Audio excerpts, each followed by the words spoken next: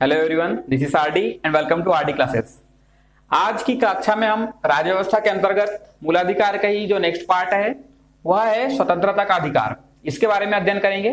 इससे पहले हमने मूलाधिकार में समता के अधिकार के बारे में चर्चा की थी और उससे भी पहले हमने पूरा एक संवैधानिक विकास क्रम से लेके अभी मूलाधिकार की बात कर रहे हैं। भाग 1 ठीक है, संघ व उसका राज्य क्षेत्र, भाग 2 नागरिकता, ये हमारा कंप्लीट हो चुका है। अभी हम पढ़ रहे हैं मूलाधिकार भाग 3। आगे की कक्षाओं में आगे के भागों के बारे में पढ़ेंगे। तो आज हम चर्चा करते हैं स्वतंत्रता के अधिकार के बारे में। यह अधिकार क्या होता है और संविधान के किस अनुच्छेद में इसके बारे में चर्चा की गई है, यहाँ पर हम देखते हैं।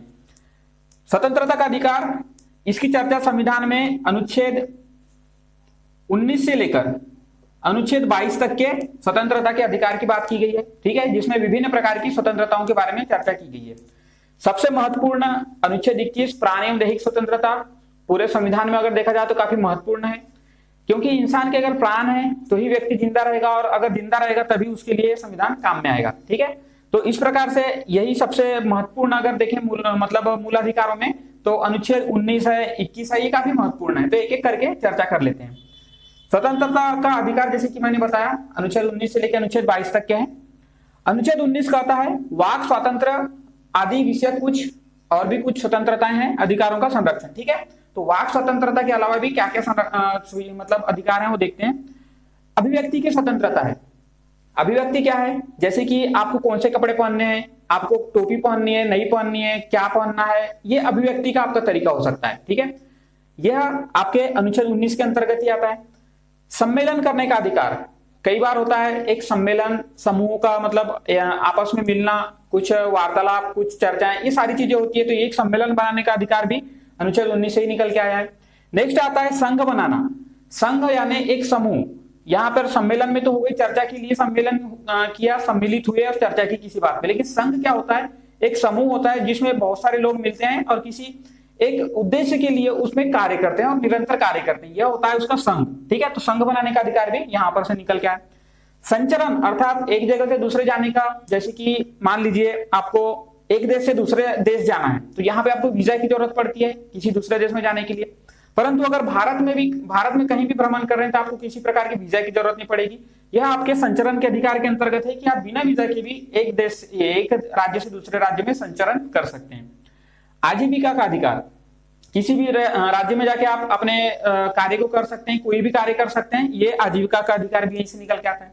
नेक्स्ट आता है निवास या बस जाने का अधिकार। कई बार होता है कि हम विदेशों में जाके बस जाते हैं, किसी एक राज्य से दूसरे राज्य में जाके बस जाते हैं, तो इसी प्रकार से बस जाने का अधिकार, भारत के किसी भी राज्य क्षेत्र में बसने का अधिकार भी, यह भी अनुच्छेद 19 से ही निकल के आता है, ठीक है। तो वाक स्वतंत्रता आदि विषय कुछ अधिकार जो हमें दिए गए हैं, वहां से अभिव्यक्ति, सम्मेलन, संघ बनाना, संचरण, आजीविका और निवास या बस जाने का अधिकार निकल के आता है। यह जो अधिकार है अनुच्छेद 19, यह केवल नागरिकों को प्राप्त है। नागरिकों को क्यों प्राप्त है, अगर कोई विदेशी व्यक्ति आके यहाँ पे कुछ भी ऐसी चर्चा करे जिसमें हमारे भक्ति भावनाओं को ठेस पहुंचती है तो उसके अधिकार यहाँ पर लुप्त हो जाते हैं। यह केवल नागरिकों को मिला है कि नागरिक अपने अधिकार के लिए, क्योंकि अनुच्छेद 19 के अलावा भी बहुत सारे अधिकार है तो उसके लिए वह कुछ बोल सके, इसीलिए अनुच्छेद जो 19 है केवल नागरिकों को प्राप्त किया है, भारतीय नागरिकों को, ठीक है। यहीं से जो प्रेस की स्वतंत्रता है, अर्थात जो अखबार है, सोशल मीडिया है, ये सारी चीजें यहीं से निकल के आती है। अनुच्छेद 19 के उपखंड 1 से निकल के आती है, ठीक है। प्रेस की स्वतंत्रता यह अनुच्छेद 19 से निकल के आती है। अनुच्छेद 19 का उपखंड 2 क्या कहता है कि युक्त प्रतिबंध लगा सकता है राज्य। कैसा, मान लीजिए आपातकाल की घोषणा हो गई, बाह्य आक्रमण के कारण आपातकाल की घोषणा हो गई, अब आप बीच में ये जाके बोल रहे हैं कि नहीं आपातकाल नहीं लगाना चाहिए, वो आक्रमण हो गया, ये जो भी कुछ भी आपने बोलना शुरू किया, तो इस प्रकार से आपकी बातें नहीं सुनी जाएगी। राज्य आप पे युक्त प्रतिबंध लगा सकता है। कुछ सिचुएशन, कुछ कंडीशन ऐसे बन जाती है कि आप पे प्रतिबंध लगाना पड़ सकता है, ठीक है, ये होता है। अब नेक्स्ट आता है अनुच्छेद 20, 19 के बाद अनुच्छेद 20 क्या कहता है, अपराध के लिए दोषसिद्धि के संबंध में संरक्षण। अपराध के लिए कैसे देखते हैं, अन्य अपराध के लिए दंड नहीं। कैसे, मान लीजिए आपने, जैसे मान लीजिए किसी व्यक्ति ए ने चोरी की, ठीक है। अब व्यक्ति ए को चोरी तो की, उसका सजा 6 माह है, उसको दे दिया जा रहा है हत्या के प्रयास का जो है उसमें लगता है 5 साल, मान लीजिए, ठीक है, हत्या के इसमें लग गया 5 साल। तो अगर चोरी वाला व्यक्ति है तो उसको ये नहीं बोला जाएगा कि तुमको ये सजा भुगतनी पड़ी हत्या वाला, तो इस प्रकार से ये कहता है कि अन्य अपराध के लिए दंड नहीं दिया जाएगा। मतलब जिस जो आप अपराध उस समय मतलब एक व्यक्ति ने जिस समय उस अपराध को किया है उस समय उसी को वही दंड दिया जाएगा जो उसके लिए प्रवृत्त में है। ठीक है, नेक्स्ट क्या कहता है, अधिक दंड नहीं, नियमानुसार ही दंड दिया जाएगा। जैसे कि हमने चर्चा की, एक व्यक्ति ने चोरी किया, अगर इसको 6 माह की सजा नियम के अनुसार मिलनी चाहिए तो उसको 6 माह की मिलेगी। ऐसा नहीं कि उसको 5 साल की सजा दे दिया, जो कि अभी नियम में ही नहीं है वर्तमान में। ठीक है, नेक्स्ट क्या कहता है, स्वयं साक्ष्य तो मजबूर नहीं किया जाएगा। इसका बहुत मिसयूज भी होता है कि स्वयं साक्ष्य तो मजबूर नहीं किया जाएगा। स्वेच्छा से अगर साक्ष्य, सबूत या गवाह देना चाहे व्यक्ति तो उसको उससे गवाह लिया जा सकता है। परंतु क्या होता है, इसका बहुत गलत तरीके से उपयोग किया जाता है। यहाँ पे लिख दिया गया कि स्वेच्छा से अगर बनना चाहते हो, इसको स्वेच्छा करवाने के लिए पुलिस फिर 3rd डिग्री का प्रयोग करती है कि भले ही व्यक्ति अंदर आत्मा से तो ना बोलना चाहे, लेकिन उसको 3rd डिग्री के प्रयोग द्वारा स्वेच्छा से करके उसको कन्वर्ट करके स्वेच्छा से ला दिया जाता है। तो इस प्रकार से अनुच्छेद 20 है आपका, जिसमें दंड के लिए बात की गई कि अपराध के लिए दोषी निधि के संबंध में संरक्षण है, जिसमें अन्य अपराध के लिए दंड नहीं। अगर आपने कोई अपराध किया, मान लीजिए एक व्यक्ति ने अपराध किया, 6 माह की दंड है तो 6 माह का ही मिलेगा, ऐसा नहीं कि उसको 1 साल का दे दिया। ठीक है, अधिक दंड नहीं दिया जाएगा, जैसे कि 6 माह का है तो 6 माह ही दिया जाएगा। और स्वयं साक्ष्य हेतु बाध्य नहीं किया जाएगा, परंतु हो जाता है बाध्य किया ही जाता है, स्वेच्छा से यहाँ पे शब्द लिख दिया गया। तो ठीक है, नेक्स्ट आता है अनुच्छेद 21, काफी महत्वपूर्ण है अनुच्छेद 21। संविधान में अगर देखें, जैसे कि हमने पहले भी चर्चा की, अनुच्छेद 21 क्या बात करता है, प्राण एवं दैहिक स्वतंत्रता का संरक्षण। अगर आपके पास प्राण है तो व्यक्ति जीवित है, व्यक्ति जीवित है तभी वह एक समाज का अंग बनेगा, और समाज का अंग बनेगा तभी उस संविधान को लागू उस समाज पे किया जाएगा या उस पूरे देश पे किया जाएगा। अगर व्यक्ति जीवित ही नहीं है तो न उसका शरीर रहेगा, न उस पर कोई विधान लागू होगा। ठीक है, इसीलिए यह अनुच्छेद 21 कहता है प्राण एवं दैहिक स्वतंत्रता का संरक्षण। इसमें क्या कहता है कि विधि द्वारा स्थापित प्रक्रिया से ही, अगर मान लीजिए कुछ ए व्यक्ति ने, यहां पर ये व्यक्ति है, कोई ए व्यक्ति ने कुछ ऐसे बहुत घनी मतलब निकृष्ट कोटि का कार्य कर दिया जिसमें उसको मृत्युदंड देना ही पड़ेगा। बहुत ऐसे कार्य होते हैं जिसमें मृत्युदंड देना ही पड़ता है सरकार को भी। ठीक है, तो इस प्रकार से अगर किसी व्यक्ति ने कर दिया तो उसको ऐसा नहीं कि आपने मतलब उस विधान में नहीं था फिर भी उसको मृत्युदंड दे दिया। यहाँ पे ये बोला गया कि विधि द्वारा स्थापित प्रक्रिया, विधि द्वारा स्थापित प्रक्रिया मतलब विधि या कानून में अगर लिखा है तो उसी के अनुसार। यहाँ पे देखिए, विधि द्वारा स्थापित प्रक्रिया होता है विधि द्वारा प्रतिपादित व्यवहार। कैसा, मान लीजिए एक प्रोसीजर है, प्रोसीजर कैसा, पहले व्यक्ति को पकड़ो, उसके बाद उसके खिलाफ साक्ष्य लाओ। ठीक है, साक्ष्य लाओ, उसको कंफर्म करो, साक्ष्य को कंफर्म किया, उसके बाद उसको जज के पैनल द्वारा उसको मृत्युदंड या जो भी दंड दिया जाना है वो दिया जाएगा। तो इस प्रकार से एक विधि की प्रक्रिया होती है कि आप पहले ये फॉलो करो, ठीक है, फिर उसको साक्ष्य लाओ, साक्ष्य को कंफर्म करके उसको जो भी सजा देना है वो दो। तो इस प्रकार से अनुच्छेद 21 यही कहता है कि विधि द्वारा स्थापित प्रक्रिया से ही आपके जो प्राण लिए जाएंगे, अन्यथा नहीं लिए जाएंगे। ठीक है, ये अनुच्छेद 21 का उपखंड कहता है। जो हमारा सर्वोच्च न्यायालय है, सुप्रीम कोर्ट, उसने मेनका गांधी बनाम भारत संघवाद जो कि 1978 में आया था, 1978, ठीक है, मेनका गांधी बनाम भारत संघवाद 1978 में कहा था कि सभी आवश्यक तत्व व्यक्ति को पूर्ण बनाने के लिए, जैसे मान लीजिए एक व्यक्ति को पूर्ण बनाने के लिए क्या चाहिए, शिक्षा चाहिए, आवास चाहिए, ठीक है, भोजन चाहिए, ये सारी चीजें अनुच्छेद 21 के अंदर ही आ जाती है। ये सुप्रीम कोर्ट या सर्वोच्च न्यायालय ने मेनका गांधी बनाम भारत संघवाद 1978 में बोल दिया है। ठीक है, इस प्रकार से अगर देखें तो अनुच्छेद 21 जो है, अनुच्छेद 21 जो है अनुच्छेद 19 को भी समाहित करता है। ठीक है, अनुच्छेद 19 में क्योंकि स्वतंत्रता के बारे में बात की गई, वाक स्वतंत्रता, घूमने फिरने का जो भी अधिकार है, संचरण का अधिकार जैसे हमने बोला था ना, तो संचरण मतलब घूमने फिरने का अधिकार भी हो सकता है। तो यह भी जो है अनुच्छेद 21 में ही आ जाता है, क्योंकि मान लीजिए आपको घूमने फिरने नहीं दिया जा रहा है, किसी एक ही मतलब कमरे में बंद कर दें, कहीं पे भी बंद कर दें, तो आपके प्राणियों दैहिक स्वतंत्रता की बात हो सकती है। इसीलिए अनुच्छेद 21 अनुच्छेद 19 को कवर करता है, मतलब अनुच्छेद 19 भी अनुच्छेद 21 के अंदर ही आ जाता है। ठीक है, जिसमें नींद, पर्याप्त नींद लेने का अधिकार, कभी मान लीजिए आपको कि कोई व्यक्ति सोने नहीं दे रहे हैं, तो ये भी आपका एक मूल अधिकार है कि आपको बराबर नींद में सोने देना चाहिए। ठीक है, यात्रा का अधिकार, लेकिन यहाँ नींद में ऐसा नहीं कहा जा सकता कि आपके परिवार वाले आप मस्त सो रहे हैं, 10 बजे दिन में उठ रहे हैं, तो आपको अगर सुबह 6 बजे उठा दिया तो आपके नींद का अधिकार का हनन हो रहा है, ऐसा नहीं कहा जा सकता। एक सिचुएशन बननी चाहिए उसके लिए कि अगर आप सो रहे हैं और आपके ऊपर सरकार द्वारा प्रताड़ना कर दिया गया, कुछ कर दिया गया, तो यहाँ पर ये नींद का अधिकार के बारे में बात करते हैं। यात्रा का अधिकार भी अनुच्छेद 21 में ही आ जाता है कि अगर आपको कहीं घूमना फिरना है, यात्रा करना है तो आप जा सकते हैं। सूचना का अधिकार काफी महत्वपूर्ण है, सूचना का अधिकार, ठीक है, यह एक कानून भी बन चुका है। अनुच्छेद 21 के अंतर्गत ही आता है प्राण एवं दैहिक स्वतंत्रता। मान लीजिए कुछ ऐसी सूचनाएं हैं कि अगर जिसके न मिलने से आपके प्राण एवं मतलब प्राण पे संकट आ सकते हैं, तो ये सूचना का अधिकार भी अनुच्छेद 21 के अंतर्गत ही कर दिया गया है। भोजन लेने का अधिकार और श्वास लेने का अधिकार भी अनुच्छेद 21 के अंतर्गत कर दिया गया है। ये मान लीजिए कि व्यक्ति को जो जो भी चाहिए सारी चीजें को उठा के अनुच्छेद 21 के अंदर डाल दिया गया है। पहले इतने सारे क्लॉज नहीं थे, इसको धीरे धीरे जैसे जैसे सर्वोच्च न्यायालय के द्वारा इस पे अपने मतलब ये लाए गए, निर्णय लाए गए, तो उस पर एक एक करके निकाला गया नींद, यात्रा, सूचना, भोजन, श्वास, ये सारी एक एक करके निकले। ठीक है, तो इस प्रकार से व्यक्ति को परिपूर्ण बनाने के लिए जो भी चीज आवश्यक है वह अनुच्छेद 21 के अंतर्गत आ जाती है। मैंने बोला था कि विधि द्वारा स्थापित प्रक्रिया, ठीक है, विधि द्वारा स्थापित प्रक्रिया क्या होती है? अगर किसी व्यक्ति के प्राण हरने हैं, आपको मान लीजिए ये व्यक्ति ने कुछ ऐसा कार्य कर दिया कि उसको कानूनन दंड देना पड़ेगा, उसके प्राणियों मतलब प्राण को ये करना है, उसको कुछ सजा देना है, तो इसीलिए जो एक प्रोसीजर फॉलो किया जाएगा तो वह आता है स्थापित, विधि द्वारा स्थापित या विधि द्वारा प्रतिपादित व्यवहार। ठीक है, यह होता है विधि द्वारा स्थापित प्रक्रिया का ही एक ये मतलब उसका कहना चाहिए उसका मीनिंग। जैसे किसी ने कुछ कार्य कर दिया ऐसा कि उसको दंड देना है, तो पहले उसको पकड़ेंगे, प्रोसीजर 1, उसको फिर सबूत लाएंगे उसके खिलाफ, प्रोसीजर 2, उसको कंफर्म करेंगे, प्रोसीजर 3, और फिर उसको दंड दिया जाएगा। तो इस प्रकार से विधि द्वारा जो स्थापित प्रक्रिया है तो विधि द्वारा प्रतिपादित प्रक्रिया ही होती है। विधि की यथोचित प्रक्रिया, अब ये क्या होता है?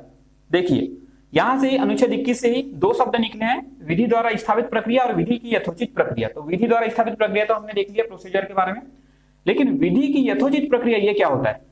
आशय के व्यापक दृष्टिकोण से जांच। इसका मतलब ये होता है कैसे? मान लीजिए व्यक्ति ए ने किसी की हत्या कर दी, यह एक पॉइंट हो गया कि उसने हत्या कर दी। दूसरा पॉइंट हो गया कि उसने हत्या क्यों की। कुछ ऐसा सिचुएशन भी हो सकता है कि उसने आत्मरक्षा में हत्या करना पड़ा हो, या दूसरा मोटो हो सकता है कि उसने जानबूझ के हत्या किया हो। ठीक है, या तीसरा हो सकता है कि उसने इरादतन या किसी दुर्भावनापूर्ण होकर हत्या किया हो। तो ये है आशय की व्यापक जांच की व्यक्ति ने उस कार्य को क्यों किया, इसका भी एक आशय निकाला जाना चाहिए। अगर उसने इरादतन हत्या किया या मतलब सोच के ही हत्या किया है तो उसके लिए अलग दंड। अगर धोखे से हो गया, अपने बचाव करते करते उसकी हत्या हो गई तो उसके लिए अलग दंड। तो यह है आशय की व्यापक जांच की विधि की यथोचित प्रक्रिया जो होगी, आशय के व्यापक दृष्टिकोण से जांच की जाएगी, उसी के बाद उसको दंड दिया जाएगा। ठीक है, तो ये हो गया आपका अनुच्छेद 21। नेक्स्ट आता है अनुच्छेद 22। 22 क्या कहता है? गिरफ्तारी व निरोध से संरक्षण। गिरफ्तारी व निरोध से संरक्षण कई बार होता है कि किसी व्यक्ति को जो कि पहले से ही अपराधी रहा हो उसको उठाकर अंदर डाल दिया। ठीक है, पुलिस वाले ने अंदर डाल दिया, तो उसी के बारे में बात करता है कि गिरफ्तारी व निरोध से संरक्षण किस प्रकार से दिया जा सकता है। अनुच्छेद जो 22 है यह भी अनुच्छेद 21 के ही अंतर्गत आ जाता है। ठीक है, क्योंकि व्यक्ति के प्राण एवं दैहिक स्वतंत्रता के अंतर्गत ही गिरफ्तारी, आपको गिरफ्तार करके कालकोठरी में डाल दिया, आपके प्राण का संकट आ सकता है, इसीलिए यह अनुच्छेद जो 22 है यह अनुच्छेद 21 के ही अंतर्गत आ जाता है। अगर अनुच्छेद जो 22 के अंतर्गत कोई संसद कानून बनाती है निरोध और मतलब गिरफ्तारी व निरोध के लिए, तो अगर वह अनुच्छेद 21 अर्थात प्राण एवं दैहिक स्वतंत्रता की संरक्षण जो है, ठीक है, तो उसका अगर पालन नहीं करता है तो वह कानून अवैध माना जाएगा। ठीक है, कैसे माना जाएगा? मान लीजिए आपको जेल में रखना है, ए व्यक्ति को जेल में रखना है, परंतु यह व्यवस्था है कि उसको खाना भी देना चाहिए, पानी भी देना चाहिए, सूर्य प्रकाश भी उसको मिलनी चाहिए, थोड़ा जेल के अंदर ही घूम फिर करना चाहिए, मतलब थोड़ा टहलना वहीं के वहीं। ठीक है, तो ये व्यवस्थाएं है कि उस व्यक्ति को इतना मिलना चाहिए। परंतु अगर अनुच्छेद 21 में ये चीजें आ गई कि उसको ये सारी चीजें मिलनी चाहिए, परंतु अगर संसद ने ऐसा कानून बना दिया कि व्यक्ति ए को अगर गिरफ्तार कर दिया तो उसको 2x2 की कोठरी में डाल दो, उसको ना हवा मिले, पानी मिले, कुछ भी ना मिलना चाहिए, तो इस प्रकार से अगर बना दिया तो वह अवैध माना जाएगा। ठीक है, अनुच्छेद 21 का जो प्राण एवं दैहिक स्वतंत्रता का संरक्षण है यह उठ के खड़ा हो जाएगा कि नहीं भाई ये चीजें तो कम से कम में मिलनी चाहिए। यह होता है अनुच्छेद। ठीक है, अब देखते हैं अनुच्छेद 22 का उपखंड 1 क्या कहता है? वह कहता है कि गिरफ्तारी का कारण जानने का अधिकार है। सबसे पहले तो किसी व्यक्ति को गिरफ्तार किया गया तो उसको यह जानने का महत्वपूर्ण अधिकार है कि भाई गिरफ्तार क्यों किया। ऐसे नहीं कि राह चलते उठा ले, चलो अब तुमको गिरफ्तार करने का मन कर रहा है तुमको उठा लेते हैं, ऐसा नहीं होना चाहिए। व्यक्ति को कारण बताओ कि भाई क्यों गिरफ्तार किया जा रहा है। ठीक है, दूसरा होता है वकील से परामर्श का अधिकार। एक व्यक्ति को गिरफ्तार कर लिया, कारण भी बता दिया, लेकिन कारण बताने के बाद कुछ ऐसी जगह पे लेके चले गए कि जहां पे कोई भी मिल नहीं पा रहा है उससे, ये भी नहीं होना चाहिए। उसको वकील से परामर्श लेना चाहिए क्योंकि उसका भी एक अधिकार है कि उसको अपने आप को जो बंद है, गिरफ्तार है, तो उसको छुड़ाने का अधिकार अपने आप को, ठीक है। तो ये होता है वकील से परामर्श करने का अधिकार और प्रतिरक्षा मतलब स्वयं की रक्षा का अधिकार, ठीक है। 24 घंटे के अंदर मजिस्ट्रेट के सामने पेश करना पड़ेगा। यह महत्वपूर्ण है कि जो गिरफ्तारी अगर की जाती है अनुच्छेद 22 के अंतर्गत, तो उसके या 24 घंटे जब गिरफ्तार किया गया, मान लीजिए 12 बजे गिरफ्तार किया गया, तो उसको 12 बजे दिन में गिरफ्तार किया गया, तो दूसरे दिन ही 12 बजे दिन तक उसको कभी 24 घंटे के अंदर अंदर मजिस्ट्रेट के सामने खड़ा करना पड़ेगा। और मजिस्ट्रेट तब निर्णय देगा कि यदि आप इसने कुछ ऐसे कार्य किया है तो इसको या तो गिरफ्तार रखो, और उसने अगर बोल दिया कि नहीं इसको छोड़ दो तो छोड़ना पड़ेगा, ठीक है। ये बात आती है यहाँ पर। शत्रु देशीय नागरिक को यह अधिकार नहीं होता। अनुच्छेद 22 जो है गिरफ्तारी और निरोध, पता चला शत्रु देश के व्यक्ति ने, नागरिक ने हमारे देश में आके हमारी खुफिया सूचनाएं चुरा कर अपने देश में दे दी, उसके देश को ऐसे फायदा हुआ कि हमारे देश पे उसने आक्रमण कर दिया। ऐसी सिचुएशन बन सकती है। अगर हम इसी अधिकार को उस व्यक्ति को भी दे दें, नागरिक को भी, कि भाई तुम वकील से परामर्श करो, गिरफ्तारी का कारण जाना, तो ऐसे व्यक्ति को अगर दे दे तो हमारे पूरे देश के लिए नुकसान है। इसीलिए यह बोल दिया गया कि शत्रु देश के नागरिक को नहीं मिलेगा। मित्र देशीय है, जैसे कि हमने नागरिकता में पढ़े थे, व्यक्ति 3 प्रकार के होते हैं, नागरिक हो सकते हैं, ठीक है, अन्य देशीय हो सकते हैं और नागरिकता विहीन व्यक्ति हो सकते हैं। अन्य देशीय में शत्रु देशीय हो सकते हैं और मित्र देशीय हो सकते हैं। तो मित्र देशीय व्यक्ति को तो मिलेगा, लेकिन शत्रु देशी का अगर व्यक्ति है तो उसको यह अधिकार नहीं मिलेगा। नेक्स्ट है निवारक निरोध अधिनियम। अनुच्छेद 22 के विपरीत नहीं बनेंगे। अगर संसद कोई भी कानून बनाती है, अनुच्छेद 22 जो है गिरफ्तारी व निरोध से संरक्षण के बारे में, इसके अलावा अगर संसद कोई कानून बनाती है तो जो कानून बनेगा वह निवारक निरोध अनुच्छेद 22 के विपरीत नहीं बनेगा। अर्थात इसके जितने भी यहाँ पे बना दिए गए हैं कि उसको गिरफ्तारी का कारण, वकील का परामर्श, ये सारी चीजें उसको फैसिलिटी दी जाएगी, ठीक है। किसको छोड़ के? शत्रु देश के नागरिकों को छोड़कर। और निवारक निरोध अधिनियम अगर बना भी दिया तो 3 माह अवधि अगर देना है, मान लीजिए किसी को 3 माह की अवधि में ऐसे निवारक निरोध में रखना है, ठीक है, तो सलाहकार बोर्ड से एक बार सलाह लिया जाएगा, उसके बाद ही उसको निवारक निरोध में रखा जाएगा। नेक्स्ट आता है कि निरोध का आधार संसूचना, मतलब उसको बताया भी जाना चाहिए। अगर आपको राह चलते उठा लिया तो बताना भी चाहिए ना कि किस कारण से उठा रहे हैं। जैसे मान लीजिए ये व्यक्ति को उठा लिए, यह बहुत बड़ा क्रिमिनल है, इसको उठा लिए, चुनाव चल रहा है, मान लीजिए चुनाव के समय इसको उठा लिए, हो सकता है ये कुछ गलत कार्य कर दे, तो इसको बताना भी पड़ेगा, नहीं भाई तुमको चुनाव के चलते उठाया गया, अभी तुम इधर ही रहो 3 महीने तक, ठीक है, ऐसा उसको बोलना पड़ेगा। अभ्यावेदन का अवसर दिया जाएगा। अगर किसी को उठा लिया तो अपने रक्षा के लिए उसको आवेदन दे सकता है। किसके पास दे सकता है? सलाहकार बोर्ड के पास वो आवेदन दे सकता है, ठीक है। तो इस प्रकार यह अनुच्छेद 22 है, गिरफ्तारी व निरोध से संरक्षण, ठीक है। इस प्रकार से आज चर्चा हुई हमारी स्वतंत्रता के अधिकार के बारे में, जिसमें अनुच्छेद 19 से लेके 22 तक हमने चर्चा की। देख लेते हैं एक बार और रिपीट। अनुच्छेद 19 वाक स्वतंत्रता आदि विषय कुछ अधिकार हैं, जिसमें अभिव्यक्ति का, सम्मेलन, संघ बनाने, संचरण, आजीविका, निवास या बस जाने का अधिकार दिया गया, ठीक है। नेक्स्ट आता है अनुच्छेद 20 अपराध के लिए दोषसिद्धि के संबंध में संरक्षण है। कैसे? अन्य अपराध के लिए दंड नहीं है, अधिक अपराध के लिए दंड नहीं है, ठीक है। अधिक मतलब दंड नहीं दिया जाएगा, जिस अपराध है जिस समय जो दंड विधान है उसी प्रकार से उसको दंड दिया जाएगा। अनुच्छेद 21 में हमने पढ़ा सबसे महत्वपूर्ण प्राणी और देश स्वतंत्रता के संरक्षण के बारे में, और अनुच्छेद 22 में हमने गिरफ्तारी व निरोध से संरक्षण के बारे में पढ़ा, ठीक है। इस प्रकार से हमारी आज चर्चा हो गई स्वतंत्रता के अधिकार के बारे में। इससे पहले हमने समता का अधिकार पढ़ लिया है, आज स्वतंत्रता का अधिकार हो गया। आगे की कक्षाओं में हम अन्य और अधिकारों के बारे में पढ़ेंगे, ठीक है। यह मूलाधिकारों का चैप्टर चल रहा है, और अगर इसमें कुछ डाउट है तो कमेंट कीजिएगा, आपके प्रश्नों का उत्तर दिया जाएगा। कुछ भी कमेंट मतलब करते हैं आप, या किसी भी प्रकार की डाउट आपको आता है तो आप कमेंट कर दीजिए, ठीक है। और पसंद आए तो लाइक कीजिएगा, और कंटिन्यू क्लासों के लिए चैनल को सब्सक्राइब कर लीजिए, ताकि जब भी आपको क्लास अपडेट होता है तो आपको जानकारी मिल सकेगा, ठीक है। धन्यवाद।